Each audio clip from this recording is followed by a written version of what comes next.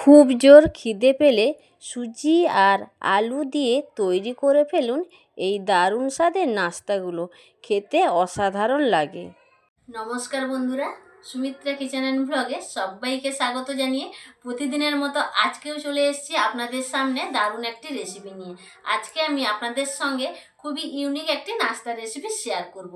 তো যে সকল বন্ধুরা চ্যানেলটিকে সাবস্ক্রাইব করে আমার পাশে রয়েছেন তাদের অসংখ্য অসংখ্য ধন্যবাদ জানাই। তো যারা এখনও সাবস্ক্রাইব করেননি এইরকম নিত্য নতুন রেসিপি পেতে চ্যানেলটিকে ঝটপট করে সাবস্ক্রাইব করে রাখুন, আর পাশের অল নোটিফিকেশানটা অন করতে একেবারেই ভুলবেন না। অবশ্যই নোটিফিকেশানটা অল করে রাখবেন। আমি নিত্য নতুন যখনই যাই আপলোড করব সবার প্রথম আপনারা নোটিফিকেশান পেয়ে যাবেন, আর লাইক দিয়ে ঝটপট করে আপনারা দেখে নিতে পারবেন। তো বন্ধুরা, পুরো ভিডিওটা স্কিপ না করে সঙ্গে থাকুন, আশা করছি ভীষণ ভীষণ ভালো লাগবে। রেসিপিটি তৈরি করার জন্য এখানে আমি গ্যাস অন করে একটা কড়াই বসিয়ে দিয়েছি। কড়াইতে দিয়ে দিচ্ছি 2 চামচ মতো সাদা তেল। তেলটা গরম করে নিয়ে দিয়ে দিচ্ছি 1/2 চামচ গোটা জিরে। জিরেটা ভেজে নিয়ে এখন দিয়ে দিচ্ছি 1/2 চামচ হিং। অবশ্যই গ্যাসটা এখনই অফ করে দিয়েছি। গ্যাসটা অফ করে এইভাবে হিংটা নাড়িয়ে চাড়িয়ে একটু মিশিয়ে নিচ্ছি। আবারও আমি গ্যাসটা এখন অন করে নিয়েছি। তো হিংটা একটু নাড়িয়ে চাড়িয়ে ভেজে নিয়ে এখন দিয়ে দেব একটা মিডিয়াম সাইজের টমেটো কুচি। টমেটো কুচিটাকে একটু নাড়িয়ে চাড়িয়ে নিচ্ছি এইভাবে।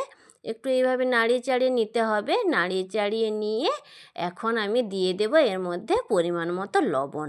লবণটা দিয়ে আমি ভালোভাবে মিশিয়ে নেব। মিশিয়ে এইভাবে কিছুক্ষণ আমি রান্না করে নেব। এর ফলে কি হবে, টমেটোটা খুব তাড়াতাড়ি গলে যাবে।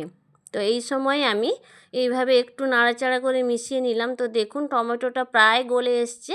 তো এর মধ্যে আমি এখন কিছু গুঁড়ো মশলা একে একে দিয়ে দেব। এখানে গুঁড়ো মশলাগুলো দিয়ে দিতে হবে। প্রথমে দিয়ে দিচ্ছি 1/2 চামচ লাল লঙ্কার গুঁড়ো। এখন দিয়ে দেব 1/2 চামচ হলুদের গুঁড়ো।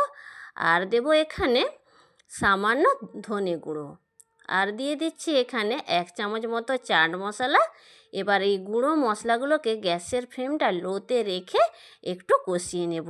গ্যাসের ফ্লেমটা যদি লোতে না রাখা হয় তাহলে মশলাগুলো পুড়ে যাবে। তো অবশ্যই লো ফ্লেমে রেখে মশলাটাকে খুব সুন্দর করে কষিয়ে নিতে হবে। একটু সময় নিয়ে মশলাটাকে কষাতে হবে গ্যাসের ফ্লেমটা লোতে রেখে। এইভাবে আমি কষিয়ে নিচ্ছি। তো দেখুন এখানে মশলাটা প্রায় আমার কষানো হয়ে এসছে। তো এই সময় আমি দিয়ে দেব, দেখুন আগে থেকে আমি সেদ্ধ আলু হাত দিয়ে ম্যাশ করে রেখেছিলাম, সেই সেদ্ধ আলুটা আমি এখানে দিয়ে দিচ্ছি। এখানে আমি 4টে মিডিয়াম সাইজের সেদ্ধ আলু ম্যাশ করে রেখেছিলাম। তো পুরো আলুটা আমি এখানে দিয়ে দিচ্ছি। তো দেখুন আমি এইভাবেই দিয়ে দিলাম পুরো আলুটা। এবার কি করব, যে মশলার সঙ্গে নাড়িয়ে চাড়িয়ে আলুটাকে কষিয়ে নেব। একটু সময় নিয়ে গ্যাসের ফ্লেমটা মিডিয়ামে রেখে মশলার সঙ্গে আলুটাকে এইভাবে কষিয়ে নিতে হবে। একটু এইভাবে খুন্তি দিয়ে ঘেঁটে ঘেঁটে দিচ্ছি, যেটুকু আলুর গোটা গোটা টুকরো রয়েছে ওটা ভালোভাবে মিশে ম্যাশ হয়ে যাবে। তো দেখুন আলুর পুরটা এইভাবে নাড়িয়ে চাড়িয়ে আমি রেডি করে নিচ্ছি। তো বেশ কিছুক্ষণ এভাবে নাড়িয়ে চাড়িয়ে পুরটাকে রেডি করে নিতে হবে। একটু কষিয়ে নিতে হবে, ভালো করে কষালে পুরটা খেতে ভালো লাগবে। তো দেখুন আমি এইভাবেই কিন্তু কষিয়ে নিচ্ছি। এইভাবে একটু সময় নিয়ে কষিয়ে নিতে হবে। তো দেখুন পুরটা কিন্তু এখানে প্রায় হয়ে এসছে। তো এই সময় আমি দিয়ে দেব 1 চামচ গরম মশলা গুঁড়ো। তো গরম মশলা গুঁড়োটা দিয়ে আবার নাড়িয়ে চাড়িয়ে আমি এইভাবে মিশিয়ে নিচ্ছি। তো দেখুন এইভাবে কিন্তু মিশিয়ে নিতে হবে। এখন গ্যাসের ফ্লেমটা লোতে করে দিয়েছি। তো এইভাবে আমি কিছুক্ষণ মিশিয়ে নেব, যাতে গরম মশলার ফ্লেভারটা আলু মশলার মধ্যে ভালোভাবে মিশে যায়। তো এইভাবে মিশিয়ে নিয়ে আমি এখন দিয়ে দেব নামানোর আগে ধনেপাতা কুচি। এই ধনেপাতা কুচিটা দিলে আলু মশলাটা খেতে ভীষণই ভালো লাগবে। তো এইভাবে দিয়ে ভালো করে আবারও আমি মিশিয়ে নিচ্ছি। তো এইভাবে একটু ধনেপাতা কুচিটা দিয়ে মিশিয়ে নিতে হবে। এই ধনেপাতা কুচিটা দিলে কিন্তু আলু মশলাটা কী যে ভালো লাগে খেতে। বন্ধুরা অবশ্যই কিন্তু আপনারা ধনেপাতাটা দেবেন। এই সময় কিন্তু বাজারে প্রচুর পরিমাণে ধনেপাতা পাওয়া যাচ্ছে। তো দেখুন কথা বলতে বলতে পুরটাও আমার এখানে রেডি হয়ে গেল। এই পুরটাকে আমি একটা প্লেটের মধ্যে নিয়ে নিলাম। তো দেখুন এবার এই পুরটাকে কি করব, একটু ঠান্ডা করে নিতে হবে। ঠান্ডা করেই এটাকে আমি ব্যবহার করব। তো কী কাজে ব্যবহার করি দেখতে থাকুন। তো আমি এদিকে কড়াইটা আবারও পরিষ্কার করে বসিয়ে দিয়েছি। তো কড়াইয়ের মধ্যে দিয়ে দেব 1 চামচ মতো সাদা তেল। 1 চামচ সাদা তেল দিয়ে দিলাম।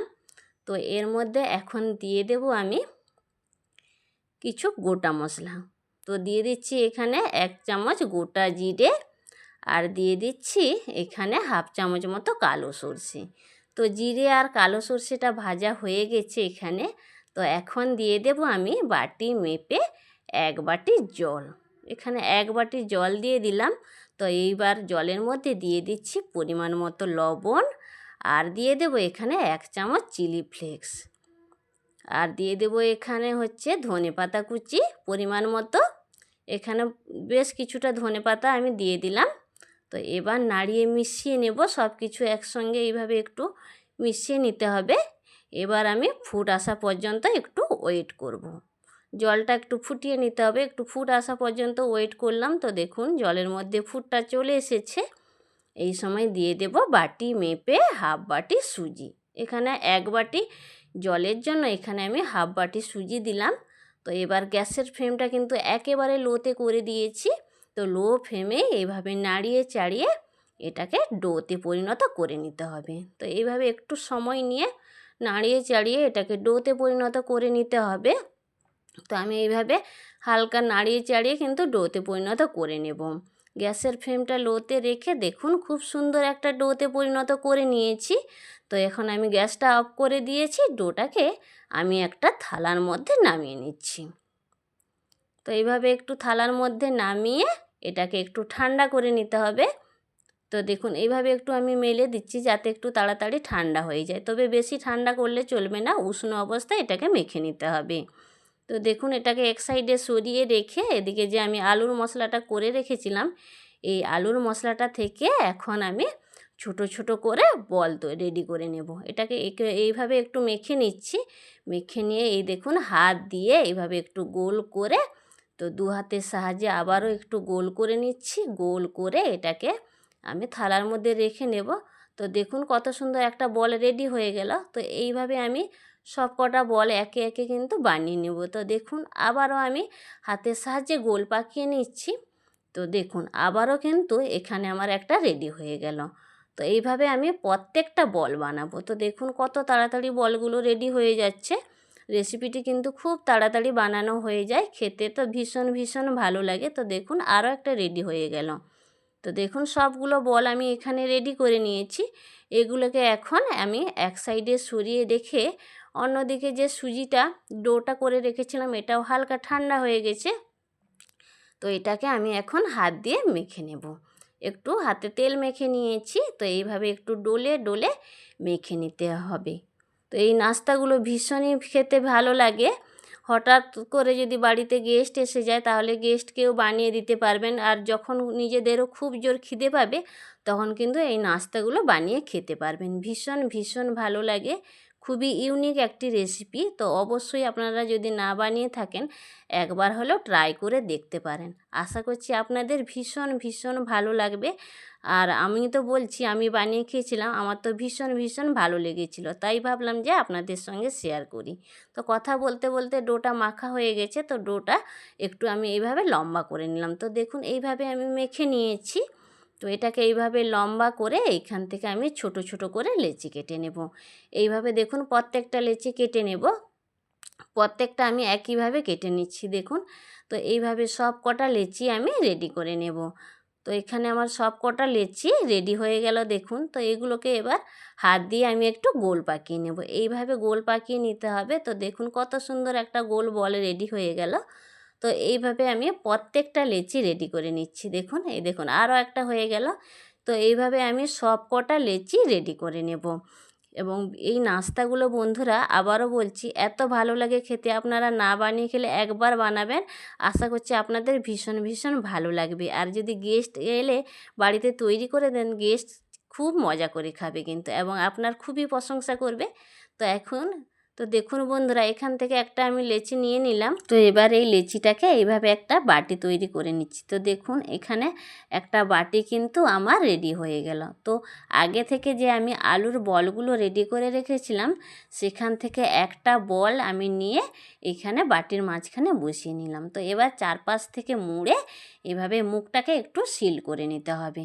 এইভাবে চারপাশ থেকে মুড়ে এইভাবে চেপে মুখটাকে একটু ভালোভাবেই সিল করে নিতে হবে, যাতে পুরটা মানে ভেতরে যে আলুর বলটা দিলাম সেটা যেন বেরিয়ে না যায়। এভাবে একটু চেপে সিল করে নিয়ে তো হাত দিয়ে আবারও একটু গোল পাকিয়ে নিচ্ছি। গোল পাকিয়ে তো এইভাবে একটু গোল পাকিয়ে নিয়ে তারপর হাত দিয়ে একটু চ্যাপ্টা করে নিতে হবে। তো এইভাবেই চ্যাপ্টাটা করে নিতে হবে।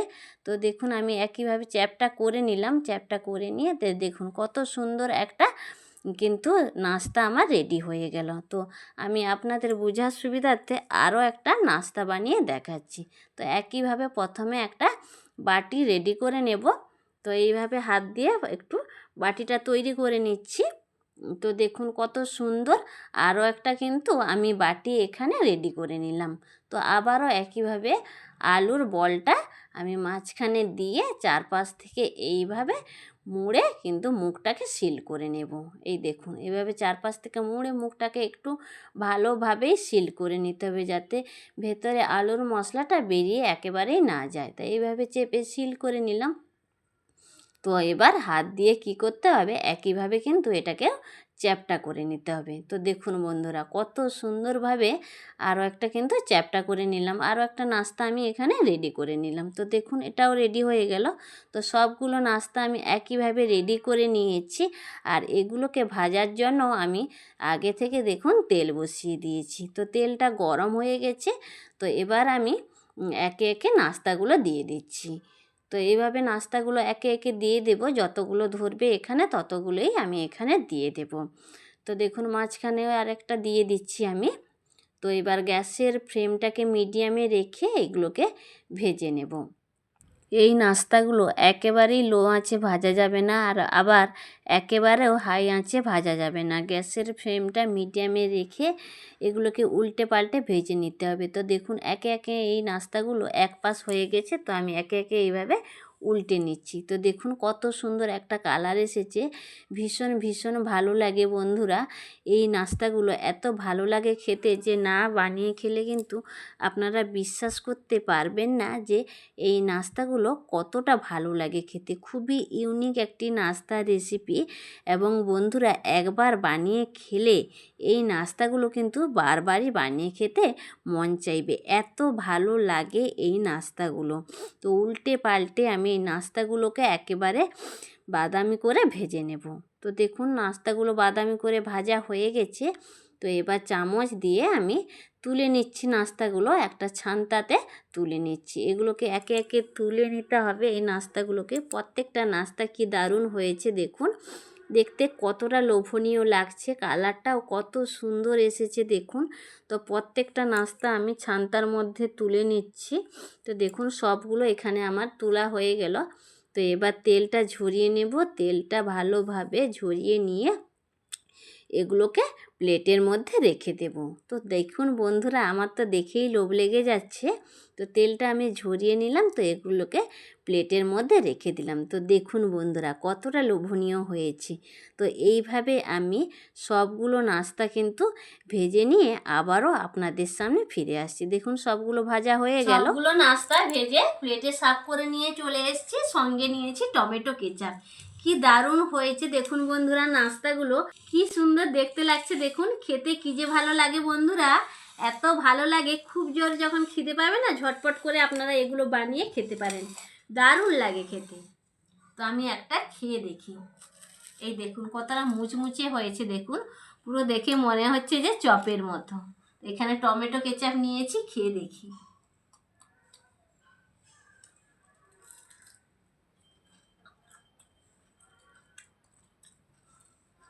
দারুণ লাগছে, পুরো মনে হচ্ছে চপ, মুচমুচ করছে, অসাধারণ লাগছে খেতে। আমি তো একটা খেয়ে ফেললাম। টমেটো কেচাপের সঙ্গে যা খেতে লাগছে না বন্ধুরা, একটা কেন এরকম নাস্তা 10টা খাওয়া হয়ে যাবে, এত ভালো লাগছে খেতে। তো বন্ধুরা আজকের এই নাস্তার রেসিপি আপনাদের কেমন লাগলো অবশ্যই আপনারা কমেন্টে জানাবেন। ভালো লাগলে পাশে থাকবেন এই রকম নিত্য নতুন রেসিপি পেতে হলে। আজকে ভিডিওটা এখানে শেষ করছি। সবাই সুস্থ থাকুন, ভালো থাকুন। অন্য কোনো রেসিপি নিয়ে আবারও আপনাদের সামনে ফিরে আসবো। নমস্কার।